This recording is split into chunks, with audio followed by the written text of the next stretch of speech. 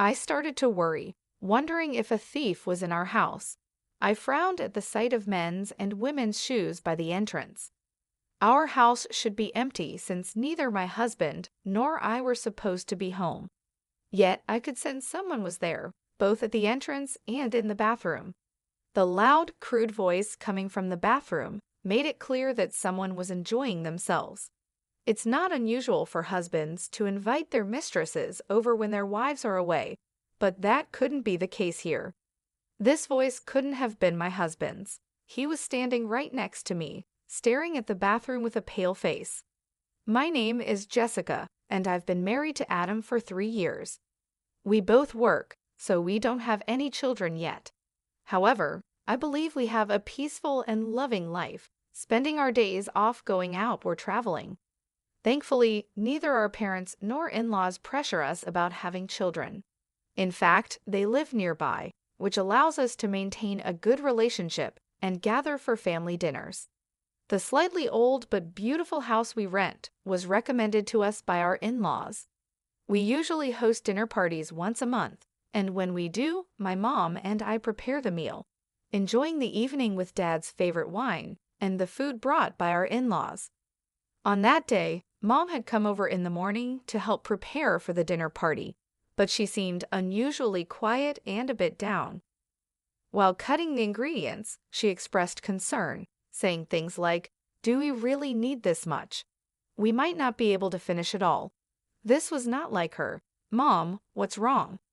"We've only prepared the usual amount for today," I asked. She looked at me with surprise and then laughed it off. "I'm sorry, dear. It's just that Dad has been eating less lately, and I'm worried." "Really? Is Dad not feeling well?" I asked. My dad has been a self-made businessman since his youth, the so-called entrepreneur. He's always been focused on work. When I was a child, I barely remember my dad playing with me on his days off. Even though I don't have many memories of him being around, I still worry about him. It bothers me to think that he might be working himself sick.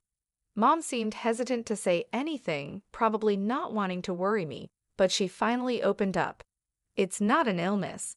Dad is perfectly healthy, but he's been acting distant lately. He's been criticizing dinner and making comments about how plain my clothes are." Why would he say such things? I thought, it's awful that he would say that to Mom, who has always been the heart of our home. But Mom brushed it off, saying, "I'm fine. Maybe Dad is just a bit stressed from starting a new business." She insisted she was okay, and although I was still concerned, we let the conversation fade and got back to cooking. Today, we plan to prepare a special meal, including Dad's favorite steak and pie as a way to support his new business venture. Adam, my husband, was busy as usual, unable to relax until everything was spotless. He's very particular about cleanliness, and even when it's just family, he always makes sure the entrance and living room are perfectly clean before we have guests. As I started tidying up the garden, Dad, my mother-in-law Teresa, and my father-in-law Eric arrived. "Jessica, can I have a word?" Teresa called out to me just as I was checking the pan to cook the steak. She looked serious as she walked into the kitchen, and without saying a word, she handed me a box that looked like a gift. Puzzled, I took it, and when I opened it, I saw the logo of a famous steak restaurant. Inside were thick, high-quality steaks with a mouth-watering aroma. It turned out that we had accidentally prepared the same dish. I thought it would be easy enough to just cook fewer steaks. After all, it wasn't the first time our gifts had coincidentally matched. I smiled and said, "Wow, did you go out of your way to buy this?" "We heard it was a celebration, but you could have told us about the steaks. This is a bit awkward. Should we just serve the gifted steaks today?" Teresa replied, "But you and Adam can still eat them, right? We're not young anymore, and too much meat can be a bit heavy on our stomachs." I found myself speechless. Everyone in the family is nearing 50, and it felt wrong to prepare so much food only for it to go to waste, especially after Mom had helped with the preparations. "You should have said something. How thoughtless," Teresa remarked as she left the kitchen. Her comment surprised me, but she didn't notice my reaction as she walked out with the steaks. It was the first time anyone had said something like that to me. We never coordinated gifts before, and even when we ended up giving the same thing, we usually laughed about it. In the past, our gifts had always been sweets or similar items. I felt a bit uneasy, but I thought maybe the expensive gift had upset her, so I didn't think about it too much. At the dinner party, Dad was thrilled with the steak from the high-end restaurant. Mom seemed to understand my situation with just a glance, and without mentioning the steaks we had prepared, pretended to be just as happy. After Teresa, Eric, and Dad left, Mom cleverly used the leftover ingredients to make beef stew before they were cooked. "We could have still had the steak," I said. "You both would have gotten tired of steak." "This way, you can take it home," Mom replied, packing her share in a food container. Although I felt a little bad, the beef stew Mom made was delicious and I quickly finished it off as the flavors blended together. Later, I heard that despite how tasty the stew was, Dad complained about it, calling it outdated. I was furious, but ended up just holding onto those feelings, unable to resolve them, especially when Mom just gave a small, sad smile. A few weeks after that dinner party, I got an unexpected message from Adam. He was supposed to be away on an overnight business trip, but it had been canceled due to changes on the client's side. He told me he would be coming home as usual. Since he was supposed to be away for 5 days, I had planned to spend some time at my parents' house, but with him coming home, my plans changed. I called my mom to let her know, and then met up with Adam to head home together. When we arrived home, I noticed something strange. "Did we forget to turn off the lights?" I asked, feeling sure that I had turned everything off before we left. The light was on near the entrance, and concerned about the waste of electricity, I apologized. But Adam reassured me, saying, "Don't worry about it," as he inserted the key into the front door. Then he suddenly fell silent. "What's wrong?" I asked. "The front door is unlocked," Adam replied, making me freeze. Thinking it might be a burglar, I quietly took out my phone and started recording. I nodded to signal Adam, and he slowly opened the front door. "Whose shoes are these?" he asked, pointing to a pair of men's leather shoes and women's pumps in the entryway. It was clear these shoes didn't belong to us. If these were Adam's shoes, and he wasn't here right now, I might have suspected he was cheating by bringing another woman home. But since he was right here next to me, it meant someone we didn't know was in our house. Sensing my worry, Adam grabbed his umbrella, ready to use it if needed, and moved forward. We noticed the living room light was on, and there was food scattered on the table, as if someone had bought it recently. This didn't seem like something a burglar would do, I thought. Then I heard a voice getting closer, and it became clear the sound was coming from the bathroom. Whoever was speaking was inside the bathroom. The voice was rough and unsettling, and I could see why Adam was so creeped out. It was disturbing to think that someone was using our home without us knowing. Curious and worried about who could be doing this, I slowly opened the bathroom door and immediately saw some clothes thrown around. "Ah!" I gasped, unable to hold back the sound. The clothes were unmistakably my dad's. His large jacket, neatly hung on a hanger, was the one he had worn at the dinner party just the other day. The shirt and pants, carelessly discarded, were all too familiar. Mom had left just a few hours ago, so there was no way she could be here. It looked like Dad had brought another woman into my home for an affair.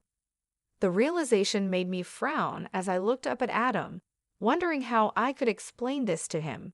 He was staring, pale-faced, at a necklace resting on top of the washing machine. I recognized the necklace and the earrings beside it. They belonged to my mom. This can't be Mom. Adam's words confirmed it. The people using our home for their affair were my dad and Teresa. I pulled Adam, who seemed ready to burst in on them, back to the living room. Moving away from the echoing voices seemed to help him calm down a bit. "Shouldn't we call your mom and my dad?" Adam suggested, though he seemed unsure. The thought of bringing Mom and Eric here now felt like it would lead to a crisis for both families, but I couldn't just ignore what was happening. The vulgar noises were still coming from the bathroom, suggesting they wouldn't come out anytime soon. I contacted Mom, and Adam reached out to Eric right away. "It's about Dad," Adam said. "Your dad told me he was going golfing today. He left early this morning and won't be back until tonight. Should I tell him to call you when he gets back?" "It seems that Dad is at home with Teresa," I said, unable to mention what was actually happening in the bathroom. But that was enough for Mom to understand the seriousness of the situation. In a tense voice, she said, "I'll be right there," and hung up. Less than 20 minutes later, Mom arrived, looking pale, with Eric right behind her, utterly bewildered. The voices had stopped, but we could still hear the shower running. Thankfully, the loud voices that had filled the hallway earlier were no longer heard. "Adam, what do you mean Teresa is here?" "I told you, Mom went on a day trip with friends and won't be back until tonight," Eric asked, full of questions. We had informed him that Dad was with someone, but whether he was confused or just didn't want to accept it, he avoided looking toward the bathroom. Feeling sorry for Eric, Adam signaled to me, and I started recording on my phone again. Adam made no effort to hide his approach as he stormed into the bathroom. "Hey, what the heck are you doing in our house?" Adam shouted as he pushed the room door open, making a dull sound. Screams from Dad and Teresa were followed by loud arguing between Dad and Adam. Adam, now standing in the doorway, grumbled in disgust. I grabbed a bath towel and tossed it into the bathroom, desperately wanting to avoid seeing them naked. I really didn't want to see that. Behind me, Mom, no longer able to hold back, pushed past me and stormed into the bathroom. She shoved Adam and Teresa aside and, with a voice I'd never heard from her before, dragged Dad out of the room. Eric, finally mustering his courage, followed Mom into the bathroom and pulled Teresa out. Both of them hurriedly dressed in their scattered clothes, and within minutes, they were sitting in the hallway with their hair still damp. All of us, including me, were panting heavily, our shoulders rising and falling with each breath. Mom broke the silence with a thin voice. "Why?" Her question was the start of Dad and Teresa's explanations. It all began with Teresa developing a crush on Dad. And since Dad is a company president, he has connections with some flashy industries. He pays much more attention to his appearance than most men his age, and even I have to admit he looks stylish and sophisticated. Teresa reportedly fell for Dad the moment they met, captivated by his demeanor. Their relationship started to grow during the family gatherings we organized for Adam's and my wedding. Teresa, trying to show herself as a good person, eagerly took charge of planning the dinner parties, gradually getting closer to Dad. At one of these dinner parties, she finally worked up the courage to confess her feelings.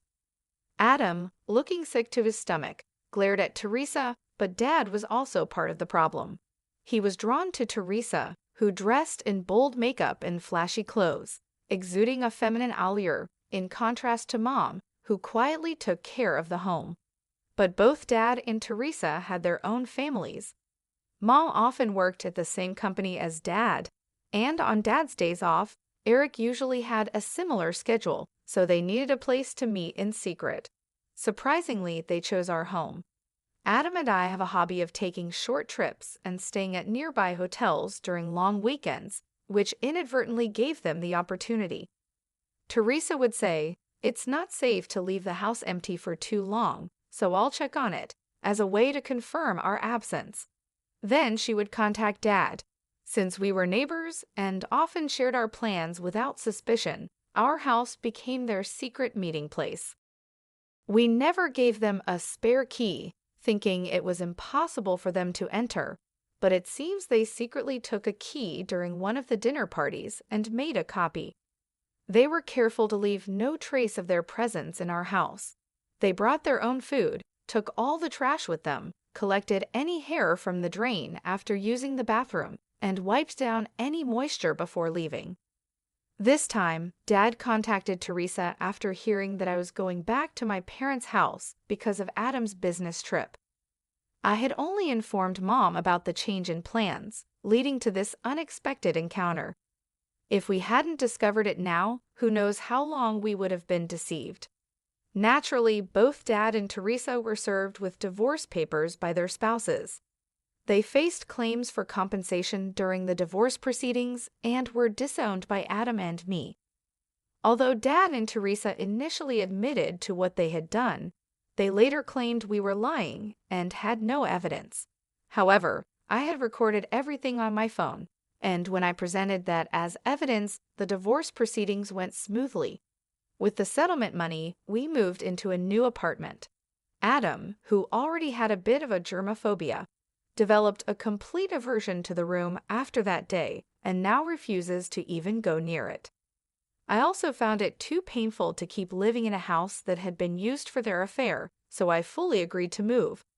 Now Mom, who has lost all love for Dad, lives with us after the divorce was finalized.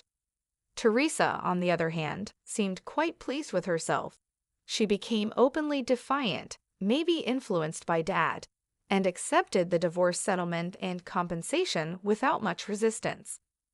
She moved in with Dad right after the divorce, and they got married, finally getting what they wanted being together. It seemed like everything was going perfectly for them, with Teresa becoming the wife of a company president and looking forward to a great life ahead. However, their plans quickly went wrong. Dad's new business venture failed, and the company's performance rapidly declined, like a balloon losing air. When Mom heard about this, she simply nodded, as if to say it was expected. "Who do you think was holding everything together all this time?" she said. It was Mom who had been quietly managing the complaints about Dad's harsh business tactics, both inside and outside the company, and supporting the business behind the scenes. She handled a major part of the company's finances and dealt with clients. Naturally, she resigned from the company when the divorce happened, and Dad, eager to get rid of her, didn't ensure a proper handover. As a result, the company was left with unhappy employees, and many of them followed Mom's lead and resigned, causing a staffing shortage. Dad had always believed that it was a wife's duty to support her husband, so he naturally expected Teresa to take over Mom's role. However, Teresa, who had always been a housewife, didn't understand the business at all and was of no help. The mass resignation of employees, fueled by the scandal of Dad's divorce, became widespread gossip, and clients began to pull out from Dad's company, citing poor performance. Dad's company couldn't last even half a year and soon went bankrupt. Their house and assets were seized, and they were left with significant debt, including unpaid wages. They managed to find a place in a cheap apartment, living a difficult life. Despite his age and wanting a company that would treat him as a president, Dad couldn't secure a new job. Naturally, his frustration grew, and he turned to gambling as a way to relieve his stress. But even that wasn't enough. He began to blame Teresa, saying, "None of this would have happened if it weren't for the affair. It was Teresa who seduced me." His anger led to him becoming violent towards Teresa. Teresa, struggling to make ends meet with part-time jobs and desperately trying to support Dad, grew disillusioned with him as their situation worsened. He sank deeper into his gambling addiction, wasting even the money they needed for living expenses. Unable to bear Dad's constant verbal abuse, Teresa eventually fled the apartment.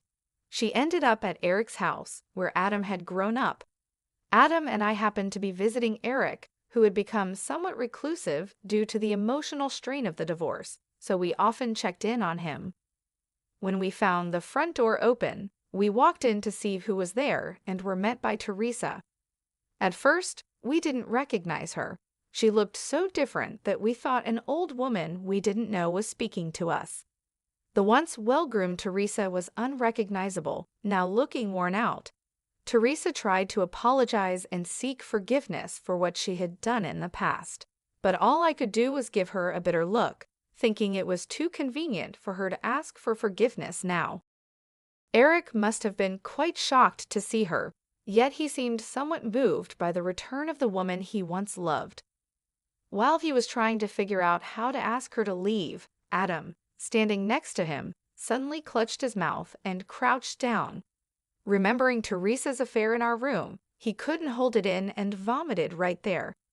In a panic, Eric and I rushed to get a trash can and water, and we heard Adam's cries of rejection toward Teresa from behind his back. Feeling sorry for Adam and unsure how to handle the situation, it was Eric who took action. He looked Teresa straight in the eyes and firmly told her there was no chance of reconciliation. "Leave," he said, sending Teresa away with strong words. Teresa seemed deeply affected by her own son's rejection, especially seeing how sick it made him. Without saying another word, she stumbled out the front door and left. Since that incident, Teresa has kept her distance from Eric, and there has been no contact from either Dad or Teresa. It seems our ties with them have been completely severed. Adam was under the weather for a few days, but he has since recovered, and together, we are focused on building a warm and loving home. Mom has shown incredible strength. She quickly found work, made new friends, and is moving on from Dad to enjoy her life. She's planning to rent an apartment for herself once she has saved enough, and I hope she chooses one close to our home.